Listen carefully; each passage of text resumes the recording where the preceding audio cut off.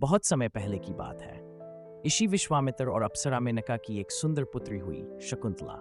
लेकिन मेनका उसे जन्म के बाद छोड़कर स्वर्ग लौट गईं। ऋषि कनु ने उस बालिका को अपने आश्रम में पाला और उसे अपनी बेटी की तरह प्यार दिया।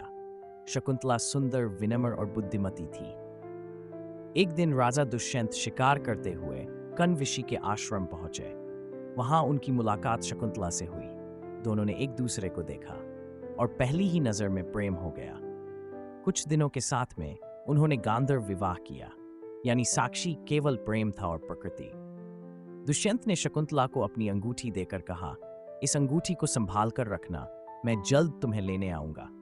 लेकिन जब दुष्यंत लौटे तब शकुंतला ऋषियों की सेवा में व्यस्त थी और उनसे ठीक से बात नहीं कर पाई। एक ऋषि दुर्वासा इस उपेक्षा से क्रोधित हो गए और शकुंतला को शाप दे दिया, जिसे तुम प्रेम करती हो वह तुम्हें भूल जाएगा।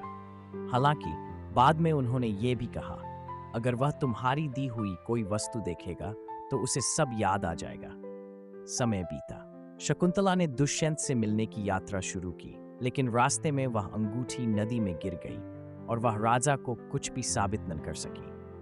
राजा ने उसे पहचाना ही नहीं। शकुंतला दुखी होकर वन में चली गई। वहां उसने एक पुत्र को जन्म दिया, जिसका नाम था भारत। वही भारत जिसके नाम पर आगे चलकर हमारे देश का नाम पड़ा। कई महीने बाद एक मछुआरे को वही अंगूठी मिली और वह राजा को वापस दी। अंगूठी देखते ही राजा को सब कुछ याद आ गया, शकुन का विवाह, उसका प्यार, सब कुछ। दुष्यंत ने तुरंत उसे खोजा और जब शकुंतला और भारत को पाया तो वह रो पड़ा। फिर तीनों एक साथ वापस राजधानी लौटे।